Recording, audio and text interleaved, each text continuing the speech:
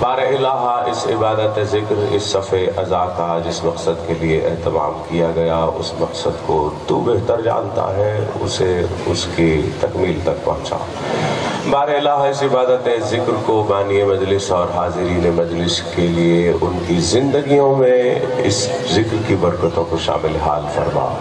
اس عبادت ذکر، اس صفحے ازا کو حاضرین مجلس اور بانی مجلس کے جملہ مرحومین و مرحومات کی مغفرت کا سبب قرار دے۔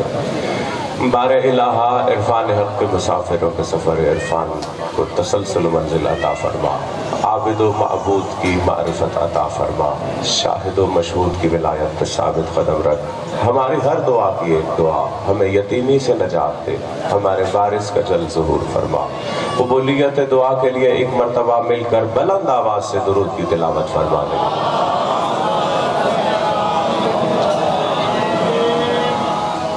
اعوذ باللہ السمیع العلیم من الشیطان اللعین الرجیم، بسم اللہ الرحمن الرحیم۔ الحمد للہ الذی لا یبلغ مدحتہ القائلون ولا یحصی نعماءہ العادون ولا یؤدی حقہ المجتہدون، وصلی اللہ علی شافع الامم ودافع النقم وکاشف الظلم وسید الامم شفیع ذنوبنا وطبیب قلوبنا ابی القاسم محمد خاتم النبیین وعلى أهل بيته الذين هم قادة الأمم وأولياء النعم وأبواب الإيمان وأمناء الرحمن والحق معهم وفيهم ومنهم وإليهم، وأذهب الله عنهم الرجس وطهرهم تطهيرا۔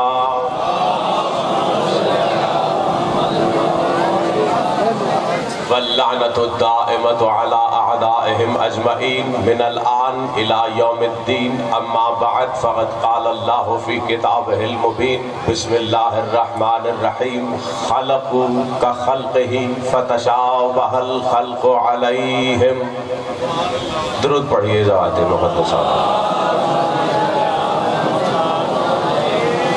بار دیگر درود کی تلاوت فرمائیں۔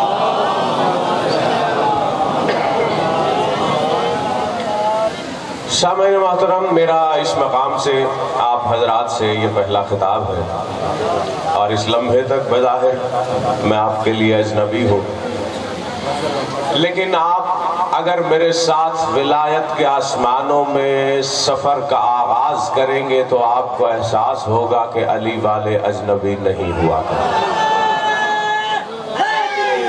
جی یا علی۔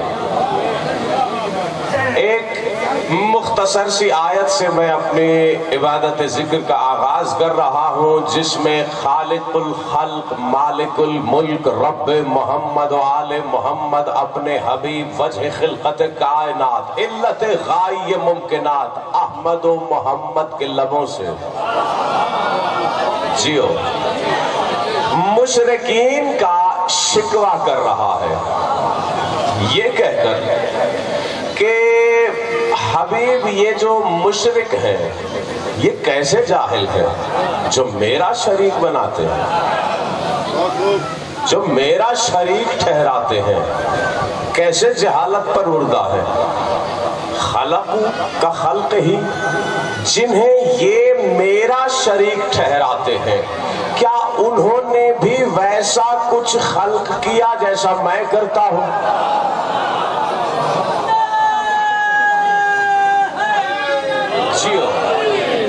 الحمدللہ ہر بندہ متوجہ بھی ہے، میرا ہم قدم بھی ہے، مجھے آغاز ہی میں احساس ہو رہا ہے کہ الحمدللہ یہاں میرا ایک جملہ تو کیا لفظ بھی ضائع نہیں جائے گا۔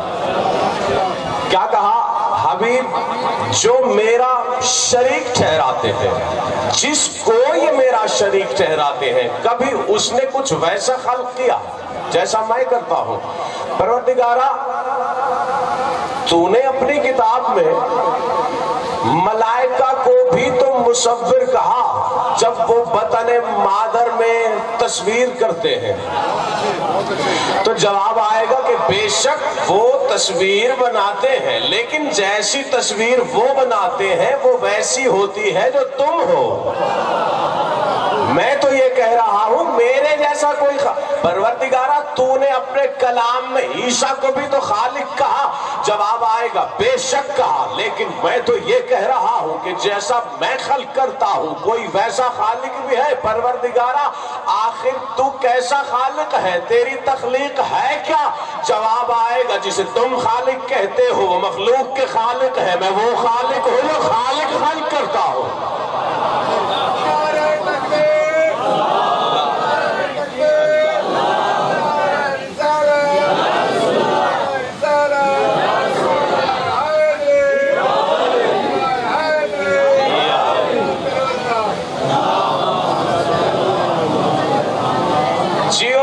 مودتیں سلامت۔ مولا سجاد نے ایک دعا تعلیم فرمائی ہے، مل کر پڑھ لیں اگر پڑھ رہے ہیں۔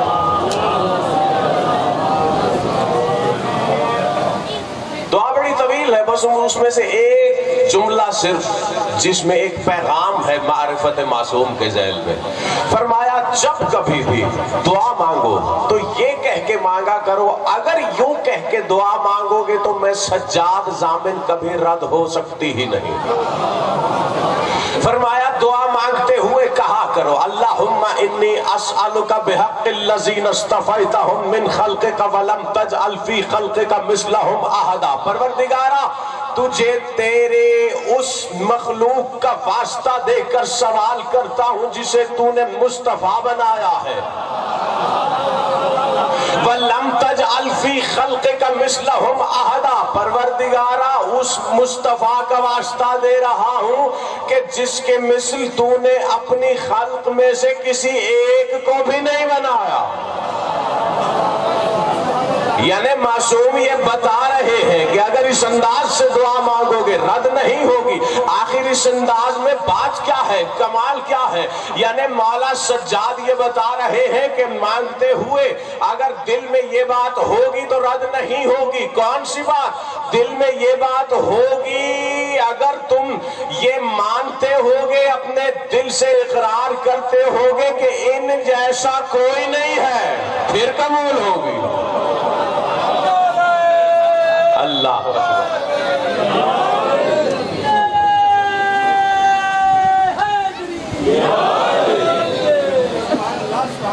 آپ کی مودت سلامت۔ ایک بندہ بیت اللہ کے قریب کھڑا ہو کے دعا مانگ رہا، غلاف کعبہ کو دونوں ہاتھوں سے پکڑ رکھا ہے اور اونچی آواز سے اللہم انی اسألک الجنہ، اللہم انی اسألک الجنہ، پروردگارہ جنت عطا فرما، پروردگارہ جنت عطا فرما۔ دعا مانگ رہا ہے، دعا مانگتے مانگتے پاس سے گزر ہوا حجت کا۔ کیا کر رہا ہے؟ دعا مانگ رہا ہوں جنت عطا کر۔ اچھا یہ بتا دل میں علی کی ولایت ہے؟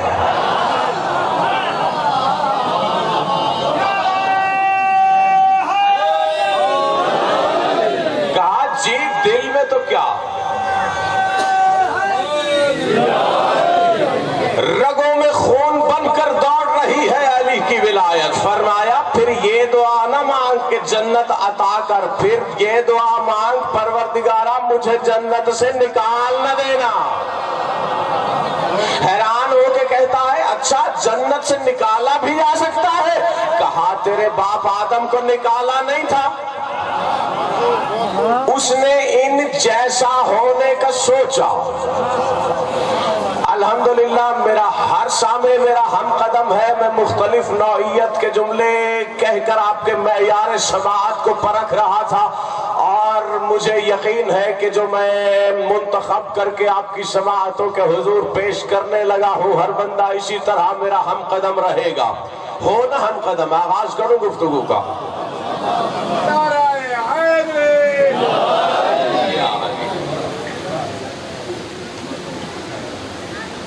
الحمدللہ بالکل بجا کہہ رہے ہیں، محسوس ہو رہا ہے۔ علی ابن ابراہیم امی، ہو سکتا ہے کہ اکثریت کی سماعت شناسہ ہو اس نام سے، کیونکہ اسی ممبر حسینی کو ہی میں اوپن یونیورسٹی کہا کرتا ہوں، جس نے ہمیشہ علم اور شعور کی خیرات بخشی ہے انسانیت کو۔ جو اس سے مربوط ہے یقیناً اس نے یہ نام سن رکھا ہوگا، کہ اگر کسی نے نہیں سنا، دو جملوں میں بتا کے گفتگو کا آغاز کرنے لگا ہوں۔ وقت کے امام کے چچا، وقت کے امام کے بابا مولا عسکری، ان کا شاگرد ہے ابراہیم امی، ان کے بیٹے ہیں علی، جنہوں نے اپنے بابا سے کہا کہ بابا تفسیر قرآن کے ذیل میں جو کچھ بھی آپ نے وارث قرآن سے سنا مجھے بتائیے، میں لکھنا چاہتا ہوں۔ انہوں نے اپنے بیٹے کو بتایا جو کچھ بھی وارث قرآن سے سنا تھا، اس نے لکھا اور تفسیر کا نام پڑا تفسیر علی ابن ابراہیم امی۔ شروع سے لے کر آخر تک اپنی ساری گفتگو اسی کتاب سے پیش کرنے لگا ہوں۔ گھبرانا نہیں، کچھ سیاق و سباق بتاؤں گا تو بات پہنچے گی۔ ہوا یہ کہ شام ملک کے ایک شہر ہومس یا ہمس، دونوں طرح سے اس کا تلفظ ادا کیا جاتا ہے، اس کے قریب ایک وادی تھی جس کا نام ہے وادی یابس۔ یہاں پر 12,000 مشرکوں کا، کفار کا لشکر جمع ہوا۔ میرے ہم سفر رہیے گا، 12,000 کا، اور 12,000 بھی گنتی پوری نہیں ہوئی صرف، بلکہ اپنے پورے شام کے علاقے کے چنے ہوئے طاقتور قد آور جنگجو لوگوں کا انتخاب کیا گیا۔ انتخاب کر کے اب ہر بندے نے اپنے ہاتھ میں زنجیر بھی پکڑی ہوئی ہے۔ کیوں؟ اس نیت سے کہ ہم مدینہ پر حملہ کریں گے، زوم دیکھیے ان کا، علی کو قتل کریں گے، محمد کو قتل کریں گے، اور مسلمانوں کو ان زنجیروں میں قید کر کے لے آئیں گے۔ ہر سپاہی کے ہاتھ میں زنجیر ہے، کیونکہ زنجیریں لے کے چلے تھے، اسی لیے اس کا نام ہی پڑ گیا غزوہ ذات السلاسل، یعنی زنجیروں والی جنگ ہے نا۔ آخر تک ہر بندہ میرا ہم قدم۔ ادھر یہ جمع ہوئے، سب کے ہاتھ میں زنجیریں ہیں، اور ان سب کے سب نے ایک دوسرے کے ہاتھ میں ہاتھ ڈال کر قسم کھائی، عہد کیا کہ کچھ ہو جائے، چاہے کچھ مرضی ہو جائے، ہم پیچھے نہیں ہٹیں گے۔ سب نے عہد کیا، قسم کھائی کہ ہم میدان نہیں چھوڑیں گے۔ مجھے یقین ہے کہ یہ اشارہ ضائع نہیں جائے گا۔ جو کفار ہیں، جو مشرک ہیں، وہ تو ہمیشہ قسم کھا کے آتے تھے کہ میدان سے بھاگنا نہیں۔ جو ظاہری طور پر اپنے تھے، انہوں نے بھی قسم کھا رکھی تھی کہ میدان میں ٹکنا نہیں۔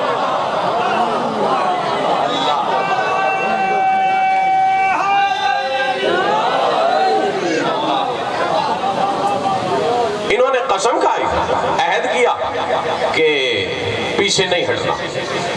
اب یہ چلے مدینہ کی طرف۔ جب یہ سرحد مدینہ پر پہنچے، جبریل نازل ہوا، اے حقیقت السلام، تجھے وہ سلام کہتا ہے جو خدا سلام ہے۔ وہ کہہ رہا ہے سرحد مدینہ پر 12,000 کفار و مشرکین کا لشکر آیا کھڑا ہے، آپ بھی 12,000 کا لشکر بھیجیے۔ جبریل نے پیغام پہنچایا، رسول نے 12,000 کا لشکر چند ہی لمحوں میں تیار کیا۔ ایک کو بلایا، بلا کر کہا یہ 12,000 کا لشکر ہے، اس کی سربراہی کرو۔ سرحد مدینہ پر کفار کا لشکر کھڑا ہے، جاؤ ان سے جنگ کرو۔ حاضر، جب کہا حاضر، رسول قریب آئے۔ تھوڑا سا قریب آ کر رسول نے کہا ذہن میں رکھنا، ڈٹ جانا، مر جانا، بھاگنا نہیں۔ یا رسول اللہ تعمیل ہوگی۔ اب جب اسے یہ کہہ کر لشکر کی سربراہ بنا کر بھیجا، پہنچے لشکر سرحد مدینہ پر جہاں پر 12,000 کا لشکر کھڑا ہے۔ وہاں 12,000 کے لشکر کے 12 سردار ہیں، یہاں 12,000 کے لشکر کا ایک سردار ہے۔ وہاں کے 12 سرداروں میں سے ایک سردار آگے بڑھا، یہاں سے 12,000 کے لشکر کا ایک سردار آگے بڑھا۔ دونوں سردار قریب آئے، کہا کیوں آئے ہو؟ کہا مجھے رسول نے بھیجا ہے تمہیں دعوت اسلام دینے آیا ہو۔ کہا تمہارا نام کیا ہے؟ کہا نام یہ ہے۔ تمہارے باپ کا نام کیا ہے؟ کہا باپ کا نام یہ ہے۔ کہا کس قبیلے سے ہو؟ کہا فلاں قبیلے سے ہوں۔ وہاں سے اس نے تعارف کرایا، وہ کون؟ یہاں سے اس نے تعارف کرایا، یہ کون؟ جب دونوں میں تعارف ہوا، گھوڑوں سے اترے، گلے لگ کے کہتے ہم تو رشتہ دار ہیں۔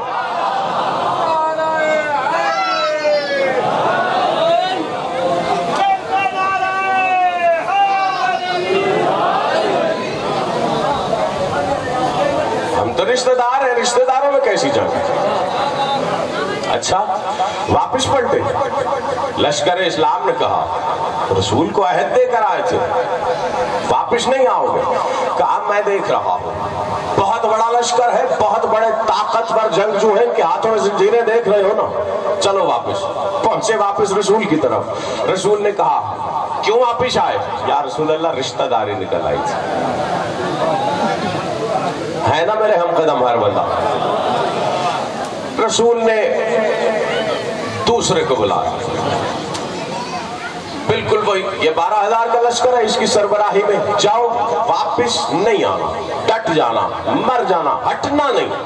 لشکر لے کے بڑھا، جب لشکر لے کے بڑھا بالکل وہی کا وہی تعارف ہوا، رشتہ داری نکل آئی، واپس۔ تیسرے کو بھیجا، چوتھے کو بھیجا، نہیں۔ جب چوتھا واپس آیا، رسول نے کہا کیوں واپس آ گئے؟ میں نے تم سے عہد لیا تھا۔ کہا یا رسول اللہ بڑے طاقتور جنگجو ہیں، وہ کہتے ہیں کہ ہم بہت بری طریقے سے تمہیں مار کے ان زنجیروں میں گرفتار کر کے لے جائیں گے۔ جب چوتھے نے یہ بات کہی، رسول نے دل ملا کر کہا کہاں ہے علی؟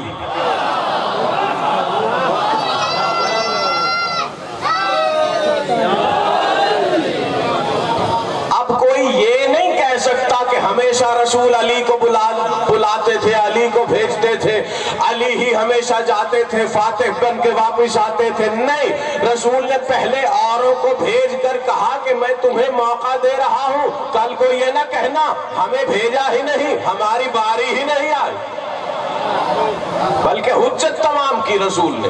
اور جب علی کو بلایا، علی نے کہا لبیک یا رسول اللہ، اللہ اکبر۔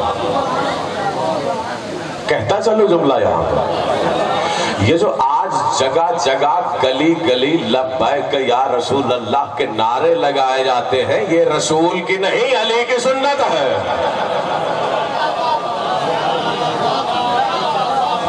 اللہ اکبر۔ اب جب علی آئے تو رسول نے نہ علی سے وہ سب کہا جو پہلوں سے کہا تھا، اور نہ ہی علی رکے۔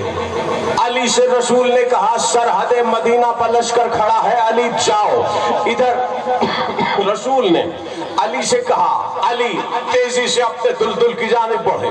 علی گھوڑے پہ سوار ہوئے، سوار ہوتے ہی علی نے گھوڑے کو ایڑ لگائی، علی نے مڑ کے دیکھا ہی نہیں کہ لشکر اسلام آ بھی رہا ہے یا نہیں۔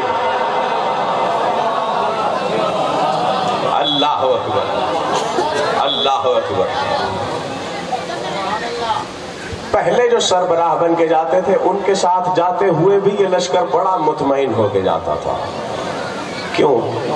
انہیں پتا تھا لڑنا تو انہوں نے ہے نہیں، تو ہم اسی طرح سے صحیح سلامت لوٹیں گے۔ آج علی سربراہ بن کے جا رہا ہے تو اطمینان کے ساتھ خواہش بھی ہومک رہی ہے۔ کیوں؟ پتا ہے جہاں علی جائے وہاں فتح ہوتی ہے، جہاں فتح ہوتی ہے وہاں علی تو پلٹ کے مال غنیمت کو دیکھتا ہی نہیں۔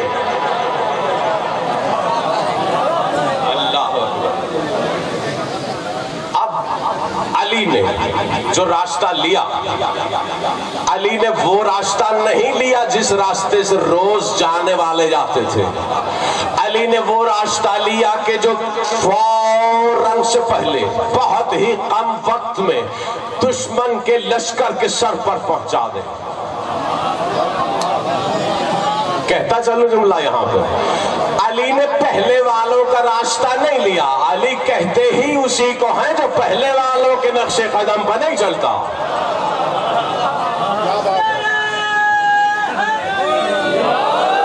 نہیں، ایک اور جملہ کہتا ہوں، پہلے والوں کے نقش قدم تو پھر علی کی شان ہی نہیں، علی تو وہ ذات ہے جب اللہ کے گھر میں بھی آتا ہے تو اپنا راستہ بنا کے آتا۔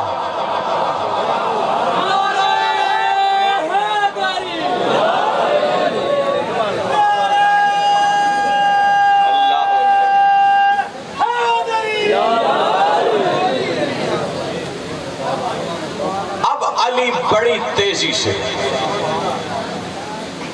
اپنے دلدل پر سوار اس راستے سے جا رہے ہیں جو راستہ نہیں ہے۔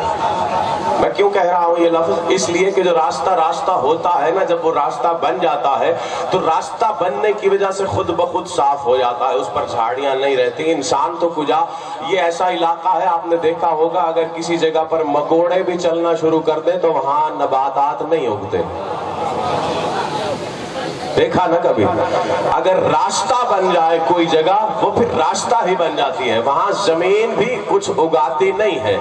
تو جو راستہ بن جائے تو وہ تو راستہ تھا، جس راستے سے علی جا رہے ہیں وہ راستہ ہے نہیں، وہاں پتھر بھی ہیں، وہاں سنگلاخ چٹانیں بھی ہیں، کیونکہ یہ راستہ نہیں ہے، کیونکہ علی بہت تیزی سے اپنے دلدل پر سوار لشکر کفار کی جانب بڑھ رہے ہیں، اور جہاں سے بڑھ رہے ہیں وہ راستہ نہیں ہے، وہاں پتھر بھی ہیں، وہاں چٹانیں بھی ہیں، وہاں پر علی کے تیز دوڑتے ہوئے دلدل کے سموں، جب علی کے دلدل کے سم اس راستے پر موجود پتھروں سے ٹکرا کر چنگاریوں کو خود میں سمیٹتے ہیں تو قرآن کی آیتوں کو نزول کی دعوت دیتے ہیں۔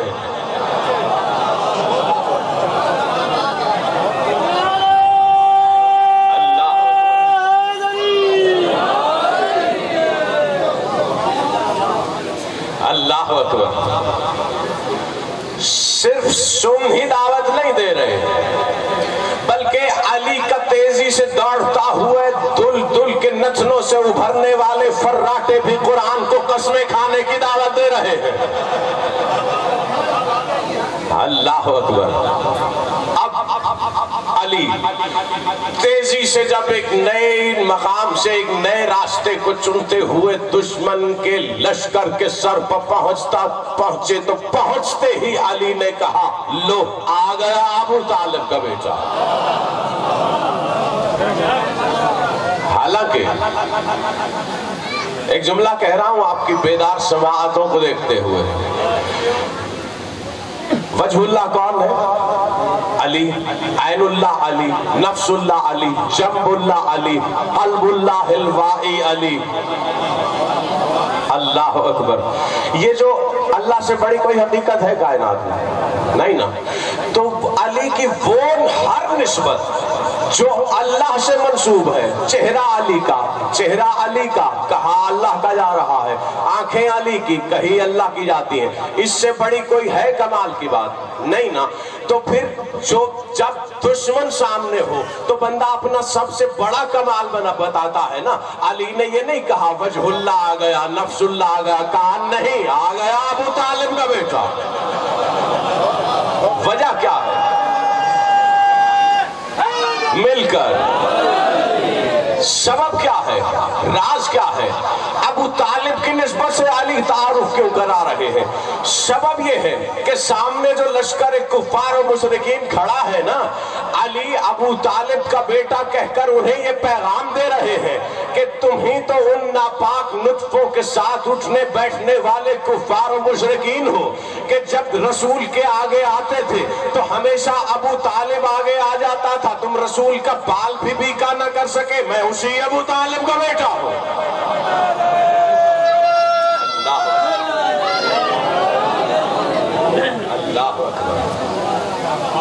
آپ کی مودت سلامت۔ اب جب علی پہنچے، انہوں نے علی کو پہنچتے دیکھا۔ پہلے جب علی چلے تھے تو علی نے بھی پلٹ کے نہیں دیکھا تھا کہ لشکر اسلام آ بھی رہا ہے یا نہیں، نہ علی نے پلٹ کے دیکھا۔ اور علی کے دلدل کی رفتار کو کون پا سکتا ہے؟ جملہ کہنے لگا ہوں اس یقین کے ساتھ کہ ہر سامع کی سماعت کے ذریعے سینے میں اترے گا کہ علی نے بھی پلٹ کے نہیں دیکھا، لیکن علی کے تیز دوڑتے ہوئے دل کی دھول کے تعاقب میں لشکر اسلام چل رہا تھا۔ علی وہ ہے جو حق جہاں جہاں علی جائے حق وہاں وہاں چلتا ہے، جہاں جہاں علی جائے حق ادھر ادھر جاتا ہے۔ اب جملہ کہنے لگا ہوں کہ علی کے دل کی دھول کی تعاقب میں جا رہا ہے، یعنی اگر خلق کو حق کا راستہ ملتا بھی ہے تو علی کے سموں سے اڑتی ہوئی دھول کے تعاقب میں ملتا ہے۔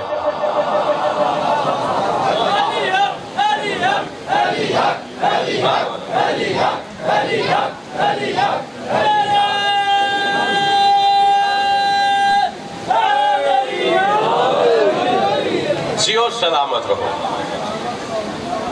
اب جب ان کفار و مشرکین کے سرداروں نے دیکھا علی پہنچ گئے، دور دور تک کوئی اور دکھائی نہیں دے رہا۔ پہلے جو آتے تھے لشکر ساتھ ہوتا تھا تب آ کے بات کرتے تھے، پتہ نہیں جملہ پہنچا یا نہیں پہنچا۔ آج علی اکیلا ہے، لشکر بھی نہیں۔ جب انہوں نے دیکھا علی اکیلا ہے، انہوں نے ایک دوسرے کو اشارہ کیا، بڑی توجہ، ایک دوسرے کو اشارہ کیا۔ اب علی درمیان میں کھڑے ہیں، 12 سردار اپنے اپنے گھوڑوں پہ سوار، دائرہ بناتے چلے آ رہے ہیں، علی کے گرد قریب ہوتے چلے آ رہے ہیں۔ قریب ہوتے ہوتے اتنے قریب آئے کہ دائرہ مکمل ہو گیا۔ بڑی توجہ، علی اللہ اکبر، وہ جو حقیقت نقطہ ہے کفار کے دائرے کے گرد حقیقت نقطہ بن کے کھڑا ہے۔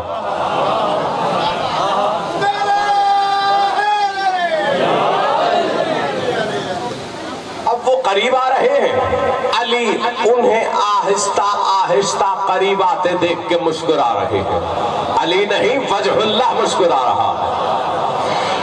علی کے تبسم کا سبب شاید یہ ہو کہ علی عین اللہ ہی آنکھوں سے دیکھ رہے تھے کہ یہ علی کے نہیں اپنی موت کے قریب آ رہے ہیں۔ اب بڑی توجہ رکھیے گا، توجہ مسلسل رہی تو یہ تیزی سے کہتے ہوئے جملوں میں منظر آپ دیکھ لیں گے۔ ہوا کیا، ادھر کفار کے سرداروں نے دائرہ مکمل کیا، ادھر علی نے اپنے دل کو اشارہ کیا، علی نے اپنے دل کو اشارہ کیا۔ صرف سلمان نہیں، صرف بوذر و مقداد و قنبر نہیں، علی کا دل بھی علی کا اشارہ سمجھتا۔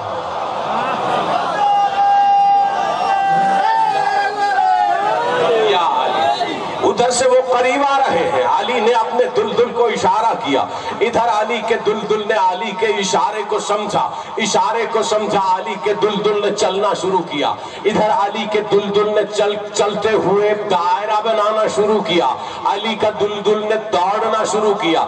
دوڑتے دوڑتے علی کے دل کی سموں سے دھول اڑنے لگی، اڑتی ہوئی دھول میں اپنے سواریوں کے پشت زین پر بیٹھے ہوئے کفار کے سرداروں کو خبر ہی نہ ہوئی، کسی کو پتہ ہی نہ چلا کہ علی کے دل نے دائرہ بنایا کیوں، کسی کو خبر ہی نہ ہوئی کہ دائرہ مکمل کب ہوا۔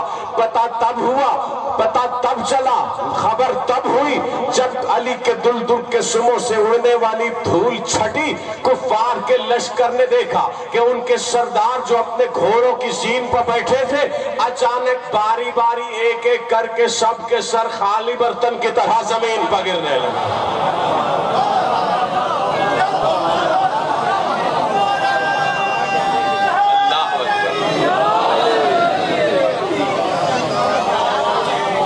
اللہ اب جب ان کے سر نیچے آ گئے، ابھی لشکر کفار یہ منظر دیکھ ہی رہا تھا کہ لشکر اسلام بھی آن پہنچا۔ لشکر اسلام نے جب دیکھا کہ ان کے سرداروں کے سر تو کٹ چکے، اب جب انہوں نے دیکھا کافروں نے کہ ہمارے سردار تو گئے، اب وہ بھاگنے لگے۔ بھاگتے ہوئے کفار کے لشکر لشکر کا تعاقب کر کے لشکر اسلام نے وہ جو زنجیریں انہیں پکڑنے کے لیے لائے تھے انہیں خود انہی کے ہاتھوں میں انہی کی زنجیروں میں باندھا. اللہ اکبر. ایک درود پڑھ لیجئے گا مل کے بآواز بلند.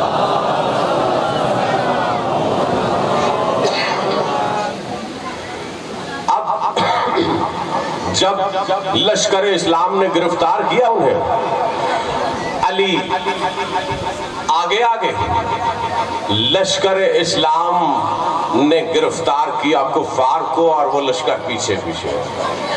این صبح کا وقت ہے، صبح کاذب کا، جب علی نے جنگ فتح کی، ادھر علی چلے مدینہ کی طرف، ادھر رسول صحابہ کو فجر کی نماز پڑھا رہے ہیں.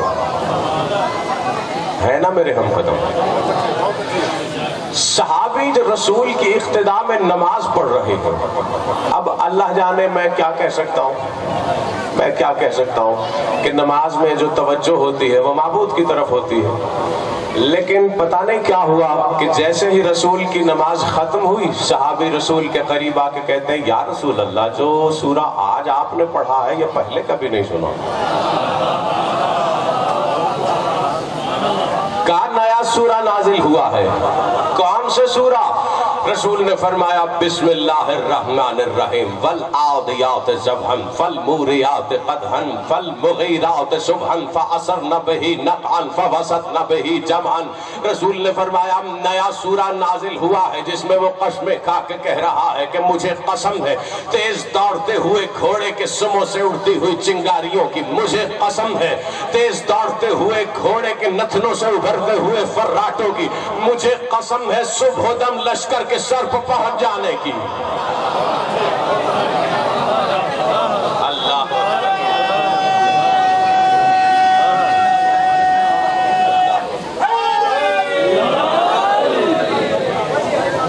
جیو آپ کی مودت سلامت. اچھا یا رسول اللہ نیا سورہ نازل ہوا.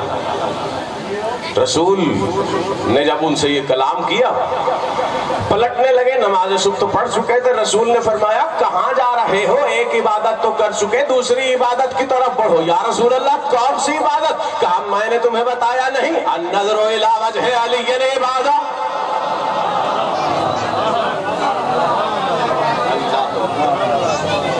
رسول نے فرمایا علی سرحد مدینہ سے چل پڑے ہیں، بڑھو میرے ساتھ علی کے استقبال کے لیے. اب سارے صحابی بھی ساتھ، رسول اصحاب کو لے کر چلے بڑھے علی کے استقبال کے لیے.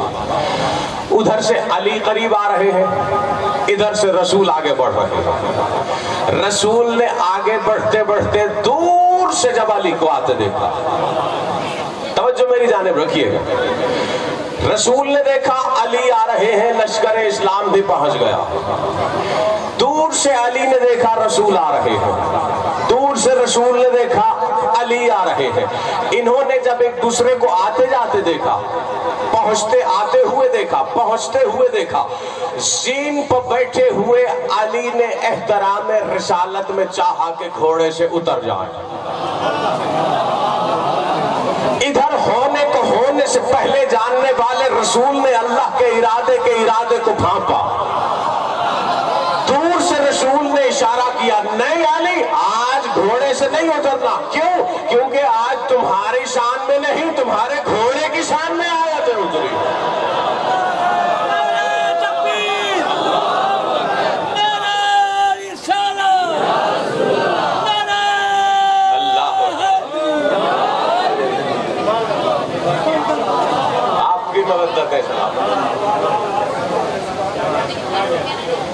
اب علی اپنے دلدل کی زین پر سوار، اصحاب کی قطار ہے دائیں بائیں علی کے استقبال کے لیے. اور یہ برادران اہل سنت کے عالم نے لکھا ہے، یہ جملہ پیش کرنے لگا ہوں. تذکرہ میں، تذکرۃ الخواص میں صفت ابن الجوزی کیا انہوں نے لکھا کہ رسول کی چہرے پر اتنی خوشی اس دن دیکھی ہم نے کہ شدت مسرت سے رسول کا چہرہ سرخ تھا، شدت تبسم سے رسول کے مسوڑے دکھائی دے رہے تھے۔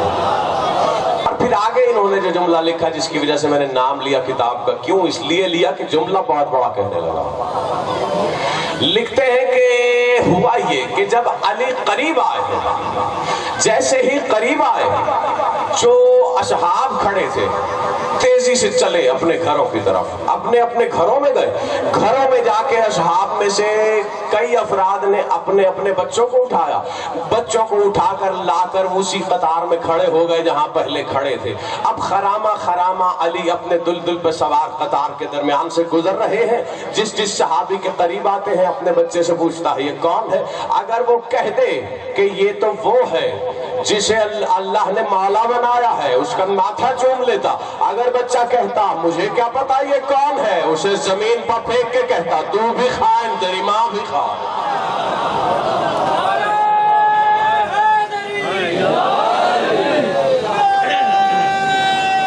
اللہ اکبر۔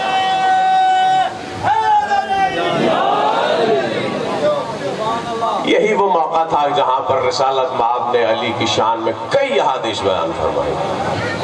اسی موقع کا وہ مشہور ترین جملہ ہے جب رسول نے مخاطب ہو کر کہا علی سے کیا کہ لولا ان تقول فیک طوائف من امتی ما قالت النصارى فی عیسی ابن مریم لقلت فیک قولا لا تمر بملأ من الناس الا اخذوا التراب من تحت قدميك۔ رسول نے فرمایا یہی موقع ہے جب رسول نے کہا اے علی اگر مجھے اپنی امت کے کچھ لوگوں سے یہ خوف نہ ہوتا کہ وہ بھی تمہارے بارے میں وہی کہیں گے جو نصارہ عیسیٰ کے بارے میں کہتے ہیں، تو میں تمہاری ایسی فضیلتیں بیان کرتا، تمہارے ایسے فضائل بتاتا کہ جہاں جہاں سے تم قدم اٹھا کے آگے بڑھتے تمہارے قدموں کی خاک کے ذرے لوگ برکتوں کے لیے ڈھونڈا کرتے۔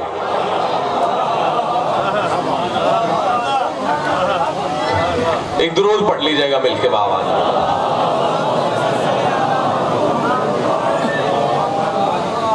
جہاں بھی میرا جانا ہوتا ہے میں بطور پیغام یہ جملہ دہراتا رہتا ہوں، اس لیے کہ جب کبھی بھی جہاں کہیں بھی کچھ سنتے ہوئے، کچھ سوچتے ہوئے، کچھ پڑھتے ہوئے، تنہائی میں بیٹھے یا مجلس میں بیٹھے، اگر علی کا کوئی بھی کمال سامنے آئے اور سمجھ نہ آ رہا ہو تو انکار نہ کیا کرو، یہی کہہ کر اسے قبول کر لیا کرو، یہی سوچ کر قبول کر لیا کرو کہ علی ہے ہی اسی کا مظہر جو سمجھ میں عقل میں آ ہی نہیں سکتا۔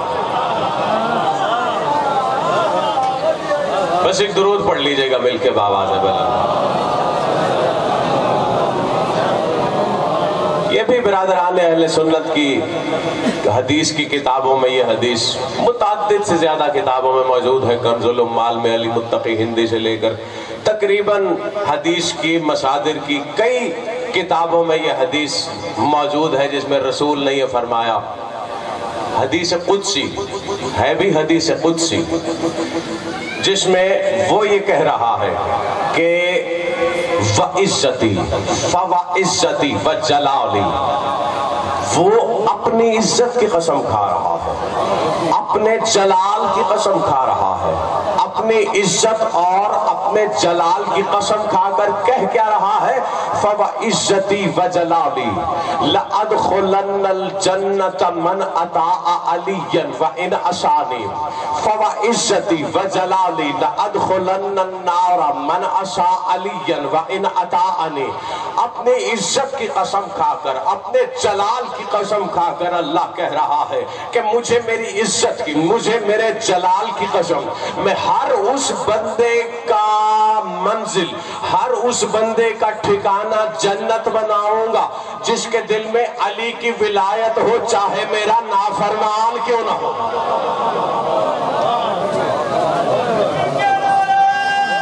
اللہ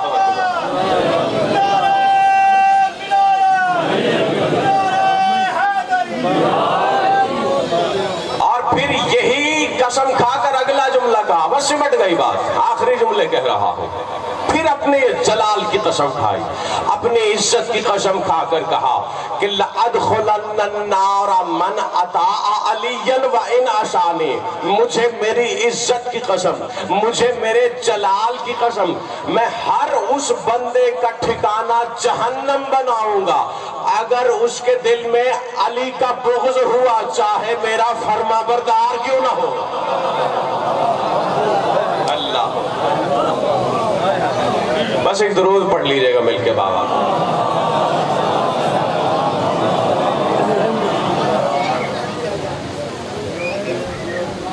पहुंच गई बात उस मंजिल पर जो इस सफ़े अज़ा के एहतमाम का मकसद है। इसका मकसद पुरसा पेश करना है। इंसान अपने इल्म की जितनी मर्जी बुलंदियों कहकशाओं से आगे क्यों ना निकल जाए, हकीकत इल्म के मुताबिक तो उसके मुकाबिल तो एक जरसूमे से ज़्यादा हैसियत नहीं रखता। इसका मकसद ही उस खानवादे को उनके मसाइब पर पुरसा पेश करना है जिनकी पुरसे की हसरत का आलम यह है कि 14 सदियां बीत गई, आज भी जहां कहीं भी पुरसा पेश किया जाता है वसूल करने खुद आते हैं। अल्लाह अकबर। सिवाय गम हुसैन के कोई गम ना देखो। बस 2 जुमले कहना है मसाइब के।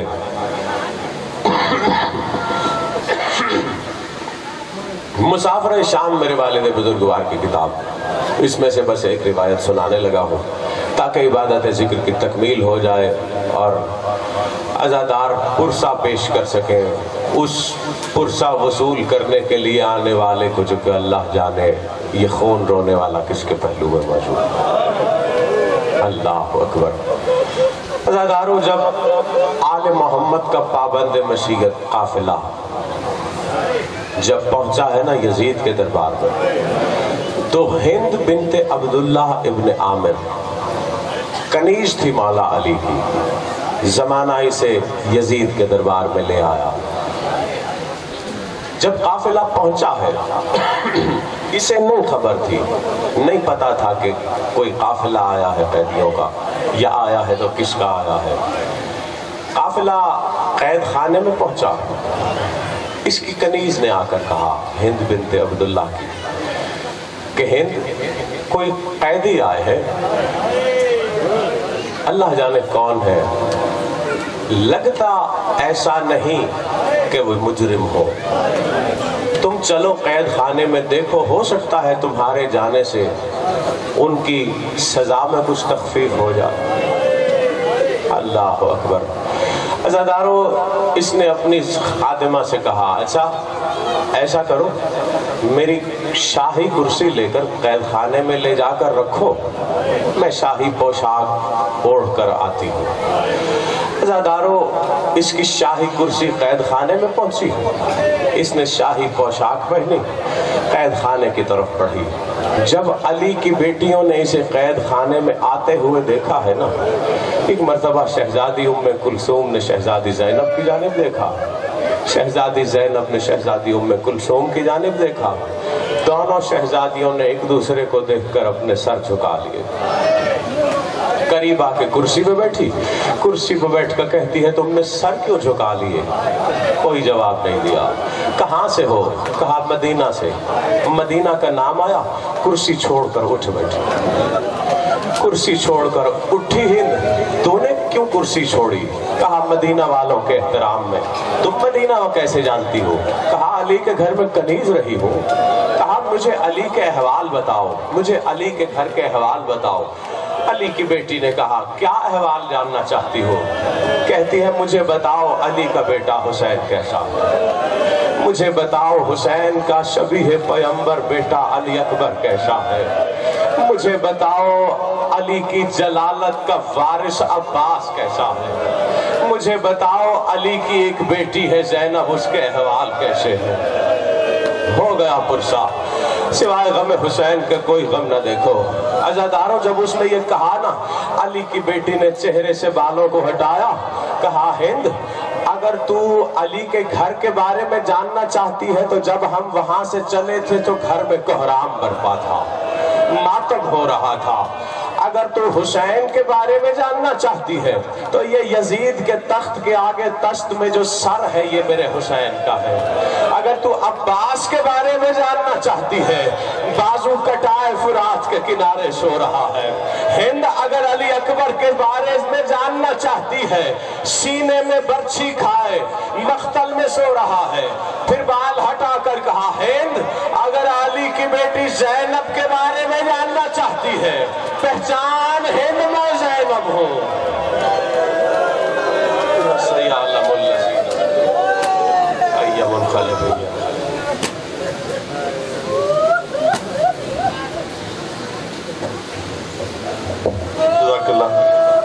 ये थे इज़्ज़त माफ़ जनाब अल्लामा अली रज़ा साहब साहब।